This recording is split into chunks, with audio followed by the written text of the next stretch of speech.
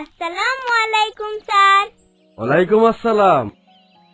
Sir আপনাকে খুব ব্যস্ত দেখাচ্ছে, কোথায় যাচ্ছেন? কি হয়েছে স্যার? আরে আর বলো না, আজ বাদে কাল খেলা, কিন্তু রবিনের শুনলাম খুব অসুখ করেছে। আমার মনে হয় এইটা প্রতিপক্ষ দলের কোনো চক্রান্ত হইতে পারে। মতো তোমার যত আজগবি কথা।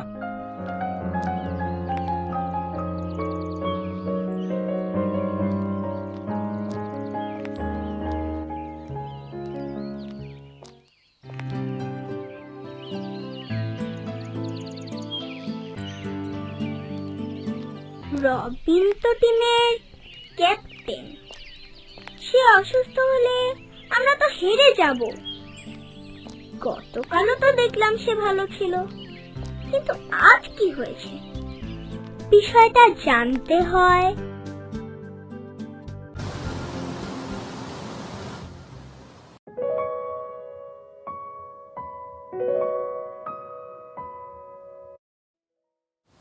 তোমাকে দেখে মনে হচ্ছে মন ভালো নেই, কি হয়েছে?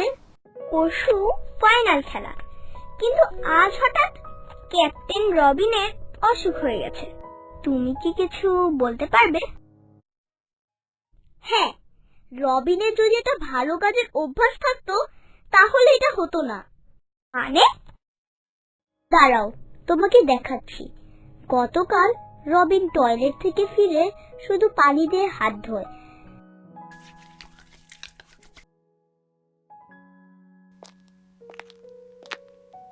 রবিন, নাস্তা না খেয়ে চলে যাচ্ছিস কেন? খেয়ে যা। আচ্ছা দাও, খেতে খেতে চলে যাই। তারপর হাত না ধুয়ে খাবার খায়। মাঠে খেলার সময় বল বিভিন্ন আজে বাজে জায়গায় পড়ে, কুড়িয়ে এনে খেলে, কিন্তু খেলা শেষে দুহাত ধোয়নি। কিন্তু এর সাথে রবিনের অসুস্থ হওয়ার কি সম্পর্ক? আচ্ছা বুঝেছি, এই দেখো, রবিন যখন শুধু পানি দিয়ে হাত ধুয়েছিল তখন জীবাণুরা কত খুশি।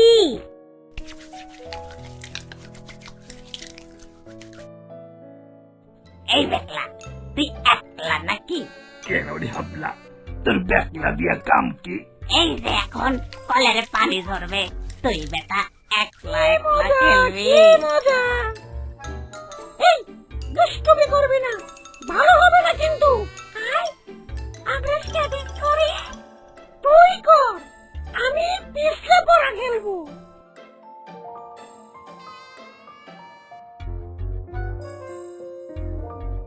এখানেই শেষ নয়, দেখতে থাকো। রবিন যখন হাত না ধুয়ে খাবার খেয়ে নিচ্ছিল তখন। এই, দেখ দেখ, রবিন এখন সাবান দিয়ে হাত না ধুয়ে খাবার খাবে। এসে বন্ধুরা, এবার আক্রমণের সময় হয়ে গেছে। এগিয়ে চলো, আক্রমণ! হ্যাঁ, এবার আমাদের ঠেকাই কে? আক্রমণ! না রবিন না, খাস নে। এটা তো গতকালের ঘটনা দেখালাম, যা হবার তা তো গতকালই হয়ে গেছে। তাহলে এই জীবাণু মারার কোনো উপায় নাই? জাদু কাঠি, তুমি আমাদের দেখাবে কি করে জীবাণু মারা যায়?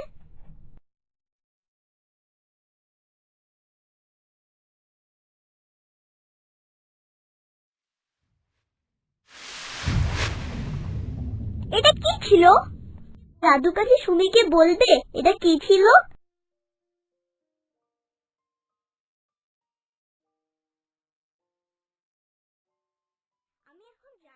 আমি এখন যাই, আমাকে এখনই রবিনদের বাসায় যেতে হবে।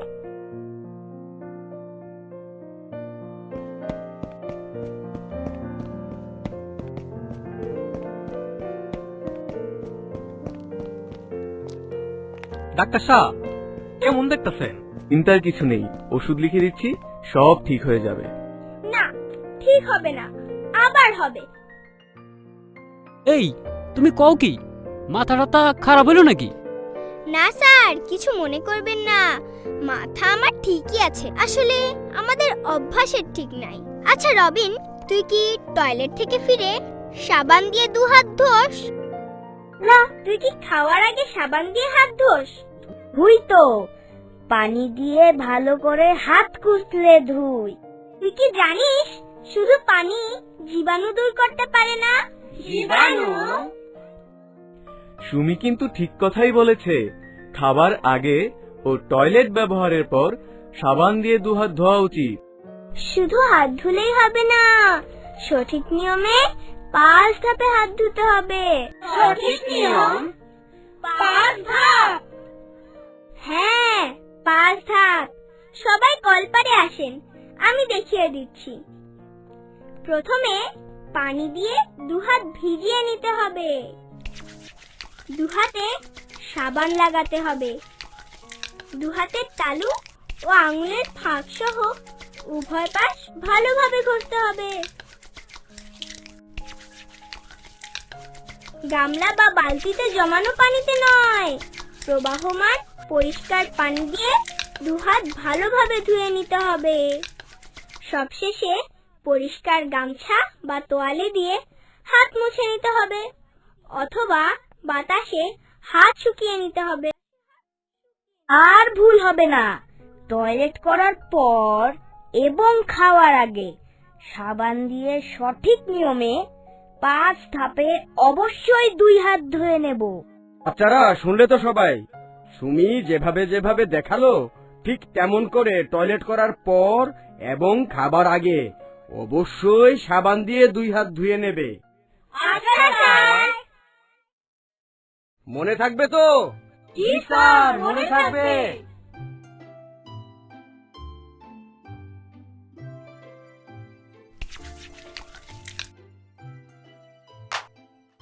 রবিন, না খেয়ে যাস নে। আচ্ছা মা, আমি হাত ধুয়ে আসছি।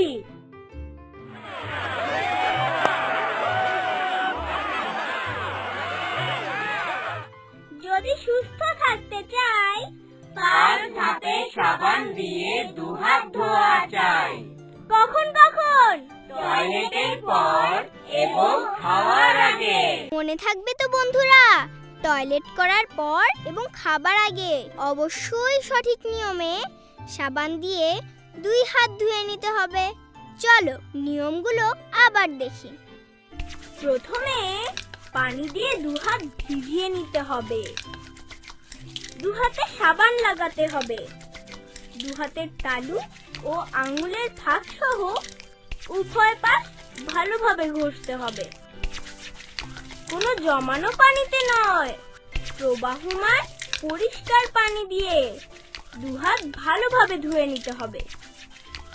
সবশেষে পরিষ্কার গামছা বা তোয়ালে দিয়ে হাত মুছে নিতে হবে অথবা বাতাসে হাত শুকিয়ে নিতে হবে। কি ঠিক আছে রবিন?